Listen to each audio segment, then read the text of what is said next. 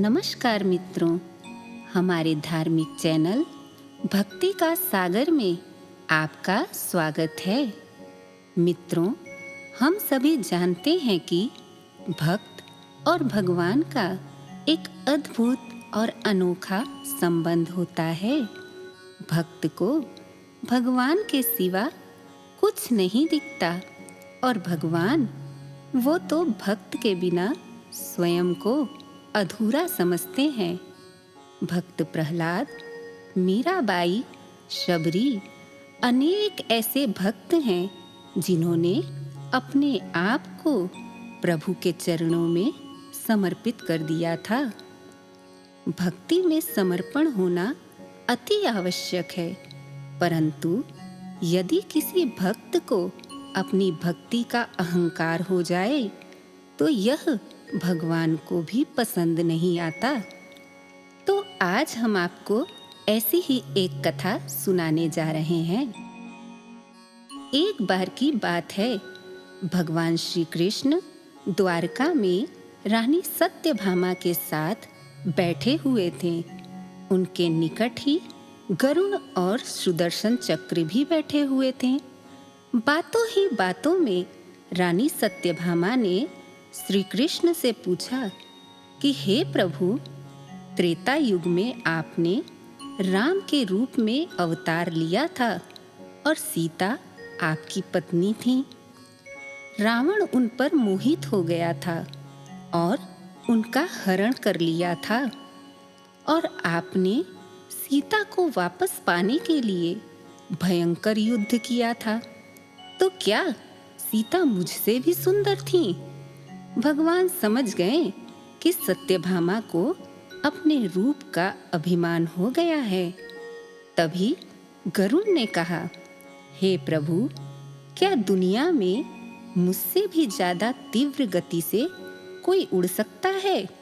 यह सुनकर सुदर्शन चक्र से भी नहीं रहा गया और वे भी बोले कि हे भगवान, मैंने बड़े बड़े युद्धों में आपको विजय श्री दिलवाई है। संसार में मुझसे शक्तिशाली तो कोई हो ही नहीं सकता। भगवान समझ गए थे कि उनके इन तीनों भक्तों को अहंकार हो गया है और इनका अहंकार नष्ट करना आवश्यक है।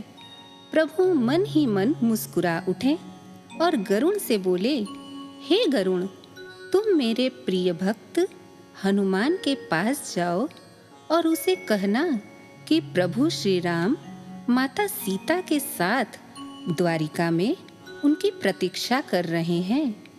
भगवान की आज्ञा पाकर गरुड़ हनुमान जी को लाने चले गए। इधर श्री कृष्ण ने देवी सत्यभामा से कहा, हे देवी, आप सीता के रूप में तैयार हो जाएं।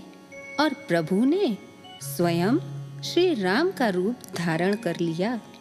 इसके पश्चात भगवान श्री कृष्ण ने सुदर्शन चक्र को महल के प्रवेश द्वार पर पहरा देने की आज्ञा देते हुए कहा कि ध्यान रहे, मेरी आज्ञा के बिना कोई भी महल में प्रवेश न करने पाए। उधर गरुड़ हनुमान जी के पास पहुंचकर उन्हें प्रभु का संदेश देते हुए कहते हैं कि हे वानर श्रेष्ठ, भगवान राम माता सीता के साथ द्वारका में आपकी प्रतीक्षा कर रहे हैं। आप मेरी पीठ पर विराजमान हो जाइए, मैं शीघ्र ही आपको वहां ले चलूंगा। हनुमान जी ने बड़ी विनम्रता से कहा, आप चलिए, मैं आता हूँ। गरुड़ ने सोचा, यह तो बूढ़ा वानर है, न जाने कब तक पहुँचेगा, मैं ही चलता हूँ। यह सोचकर गरुड़ शीघ्रता से उड़कर द्वारका की ओर चल पड़े। परंतु महल में पहुँचते ही गरुड़ देखते हैं कि हनुमान जी तो उनसे पहले ही महल में पहुँचकर प्रभु के सामने बैठे हैं। यह देखकर गरुड़ का अहंकार चूर चूर हो गया। तभी श्री राम ने हनुमान जी से पूछा, हे पवन पुत्र, क्या तुम्हें महल के प्रवेश द्वार पर किसी ने रोका नहीं? हनुमान जी ने प्रभु के समक्ष हाथ जोड़ते हुए सिर झुकाकर अपने मुंह से सुदर्शन चक्र को निकालकर प्रभु के सामने रखते हुए कहा, हे भगवान, यह चक्र मुझे आपसे मिलने से रोक रहा था, इसलिए इसे मैंने मुंह में रख लिया और आपके पास आ गया। सुदर्शन चक्र का बल का अहंकार भी टूट चुका था। यह सब देखकर भगवान मन ही मन मुस्कुरा रहे थे। अब देवी सत्यभामा का अहंकार भंग होने की बारी थी। हनुमान जी ने हाथ जोड़ते हुए भगवान से प्रश्न किया कि हे प्रभु, आज आपने माता सीता के स्थान पर किस दासी को अपने साथ सिंहासन पर विराजमान होने का सम्मान दे दिया है? यह सुनते ही रानी सत्यभामा लज्जित हो गईं। रानी सत्यभामा गरुण और सुदर्शन चक्र भगवान की लीला समझ गए थे और उनके रूप, गति और बल का गर्व भी खंडित हो चुका था। तीनों के नेत्रों से आंसू बहने लगे और वे भगवान के चरणों में झुक गए। तो देखा आपने, अद्भुत है प्रभु की लीला, किस प्रकार भगवान ने अपने भक्तों के अहंकार को अपने एक भक्त द्वारा ही खंडित किया। तो मित्रों, भक्ति कीजिए, परंतु भक्ति का अहंकार कभी मत कीजिए, क्योंकि भक्ति में तो समर्पण होता है। जहाँ भक्त और भगवान एक हो जाते हैं, वहीं सच्ची भक्ति होती है। इसीलिए तो कबीरदास जी ने भी कहा है, जब मैं था तब हरि नहीं, अब हरि है मैं नाही।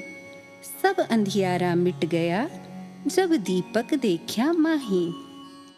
तो इस सुंदर कथा के साथ आज के एपिसोड को हम यहीं विराम देते हैं। अगले नई कथा के साथ हम आपसे फिर मिलेंगे।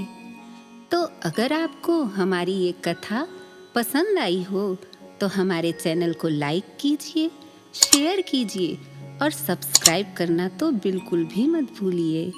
जय श्री कृष्ण।